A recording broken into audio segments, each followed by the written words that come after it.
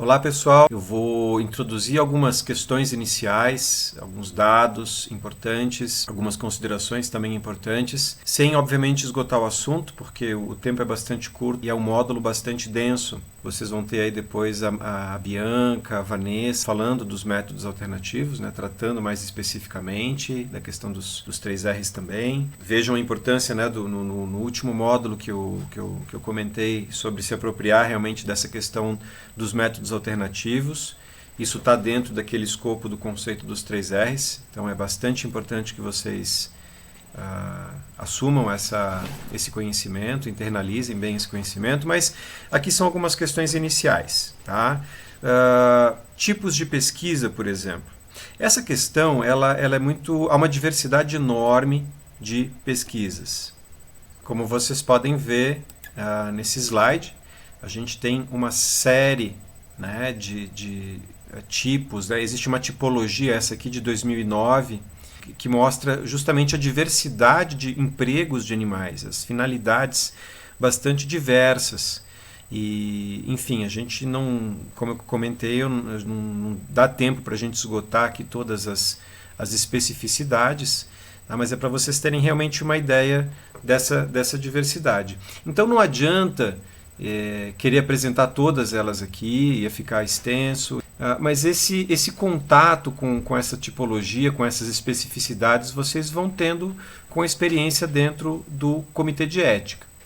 Existem instituições que têm um enfoque maior em determinados tipos de pesquisa, outros que têm em outro tipo de pesquisa. Isso vai depender muito da instituição, mas em geral existe uma diversidade dentro da instituição. Existe uma grande diversidade e vocês vão entrando em contato a partir dos protocolos que forem aparecendo, vocês vão entrando em contato com essas finalidades. Mas, de forma geral, uma compreensão que é importante de se ter é a distinção entre pesquisa básica e pesquisa aplicada. São duas distinções, né? Pesquisa básica aplicada e ensino, que eu preciso comentar aqui. Na pesquisa aplicada, eu estou utilizando um animal como um modelo para desenvolver, para gerar dados que possam auxiliar no tratamento, no desenvolvimento de algum tipo de doença humana ou não humana. Tá? SEUAs, por exemplo, vinculados a instituições por exemplo, departamentos de veterinária ou instituições que trabalham com zootecnia veterinária vão ter animais sendo modelados para desenvolvimento de pesquisas, de dados voltados para os animais, para esses animais. Né? Então, para vocês terem uma ideia de que há uma diversidade bastante grande, isso varia de acordo com a instituição, pode variar bastante de acordo com a instituição. E a pesquisa aplicada, o próprio nome já diz, eu estou usando os dados gerados para que esses dados possam me ajudar a desenvolver terapias, certo?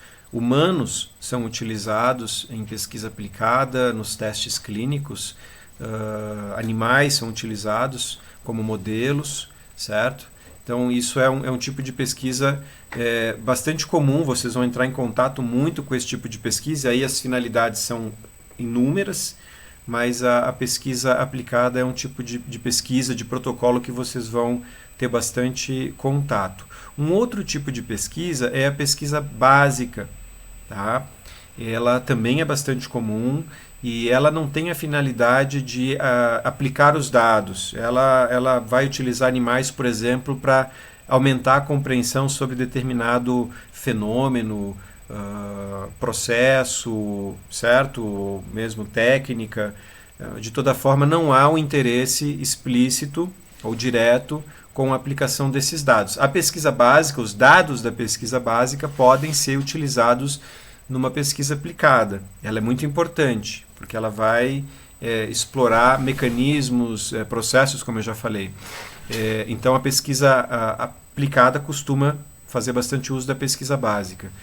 E vocês vão entrar em contato também com protocolos de pesquisa com esse tipo de abordagem. Eu queria mostrar um áudio para vocês que eu recebi recentemente para vocês terem uma ideia, às vezes, do problema que esse tipo de pesquisa pode desencadear.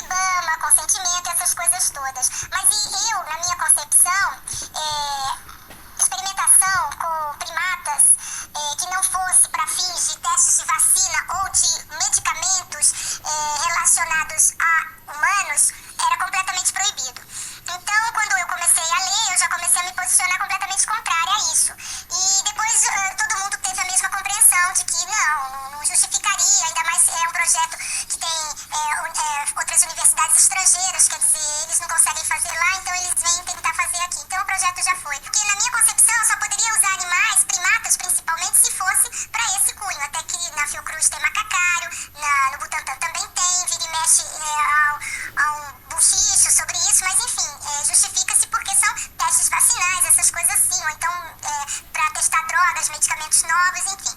Então eu pensei que só pudesse ser dessa natureza. E não, depois eu também fui checar e não. A Constituição fala contra a crueldade, essas coisas assim, mas nada relacionado diretamente ao uso de primatas, né? Era um experimento básico, era um projeto básico, né? Para viabilizar, disse que ia ser anestesiado, ia ser feita uma contenção, anestesia, era com algo relacionado à fisiologia da mastigação. E a gente já achou melhor negar, porque não achamos que justificasse isso. Embora depois do trabalho diz que seriam soltos esses animais, eles seriam submetidos a esse tratamento e depois eles seriam soltos, né? Mas eram animais de natureza livres, que seriam contidos, iam ser mantidos em cativeiro até durante passasse toda a parte experimental. Bom, isso é um exemplo de pesquisa básica, um pouco fora do padrão por se tratar de primatas, e a decisão do Comitê de Ética foi acertada pela não aprovação.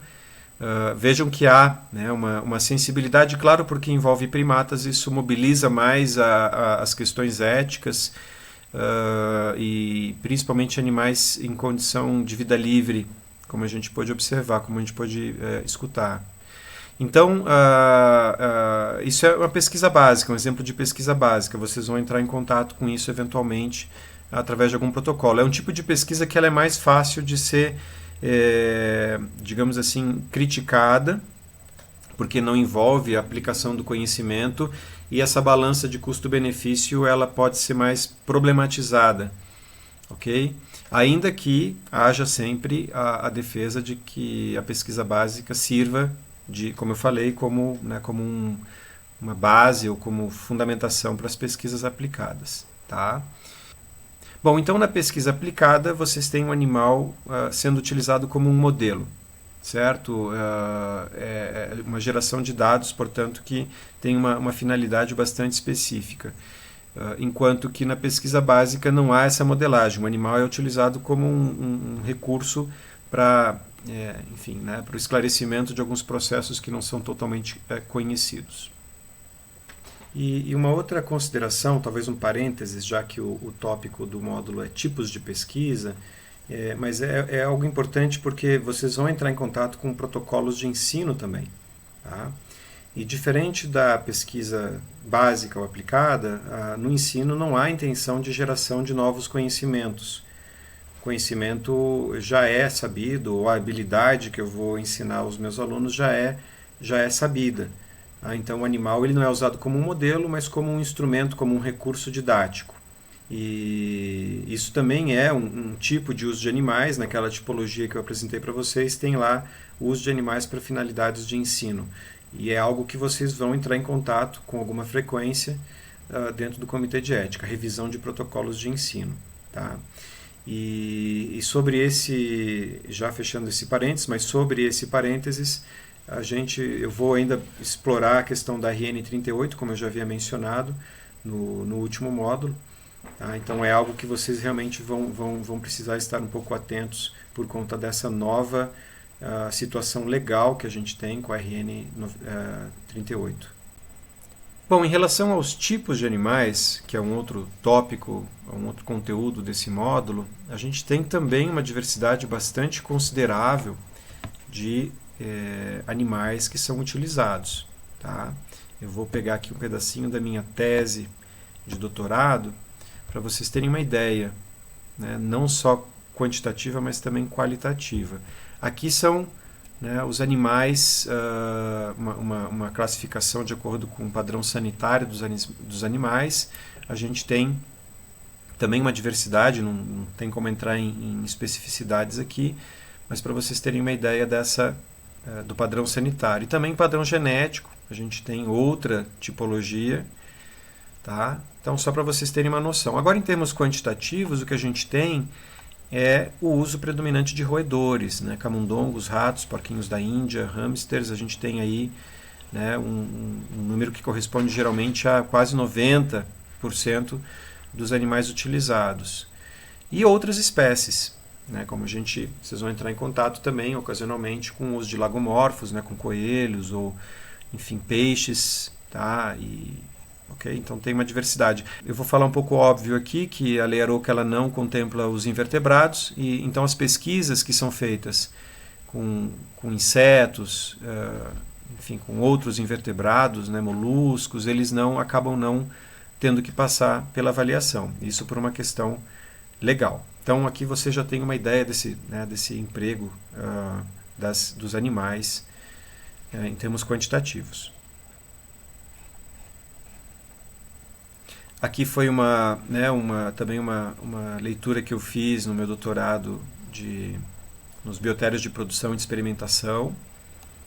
E é um dado que tem aqui num relatório de 2003, mas enfim, né, nos dá uma ideia bastante atual, inclusive, né, que corrobora aquela ideia, né, dos roedores como sendo os mais utilizados, né. A produção no Brasil ela está também então acompanhando aquele gráfico, né, aquela predominância de roedores. E aí, em termos de estimativa, de quantitativo do número de animais usados no mundo, a gente tem aí esse dado de 2004, já deve ser maior, de entre 75 e 100 milhões de animais por ano. Bom, uma observação importante em relação a essa questão do quantitativo, em termos de estimativa, e é algo bastante espantoso, mas a gente não tem no Brasil um dado sequer aproximado do número de animais utilizados, seja para ensino, seja para pesquisa. E isso é um problema bastante grande, porque a gente não tem como acompanhar a evolução, ou se há uma evolução em relação, por exemplo, ao número, à redução de animais utilizados para pesquisa. E a gente está trabalhando como Conceia num formulário e num instrumento que possa ter esse dado, mas a gente não tem o marco zero ainda. A gente não tem os números, inclusive, que o Conceia fornece eventualmente em relação à quantidade de animais, é bastante impreciso. Tá? Então, realmente, a gente precisa, e estamos trabalhando nisso, como eu falei, para que a gente tenha um controle mais preciso. E isso é algo que vocês, dentro dos comitês de ética, precisam promover. Isso é bastante importante. Ter esse compromisso em quantificar de forma precisa o número de animais utilizados, e de forma que inclua o descarte de animais também nos biotérios, porque acontece com muita frequência que animais não são utilizados por, enfim, um excesso de produção ou por uma não destinação de acordo com os protocolos que são enviados. Às vezes se pedem mais animais do que realmente são utilizados. Então esse excedente de animais ele é descartado. Tá? Então isso também precisa ser quantificado para que a gente possa ter uma dimensão, uma ideia desse quantitativo.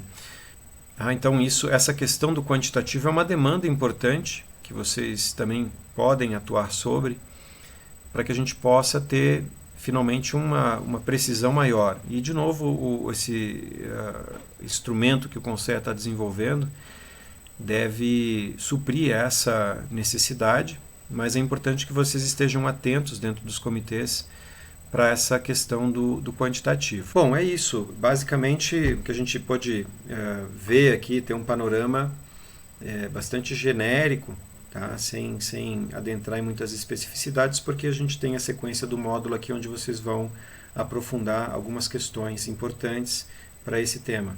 Tá? Espero ter contribuído e a gente se vê no próximo módulo.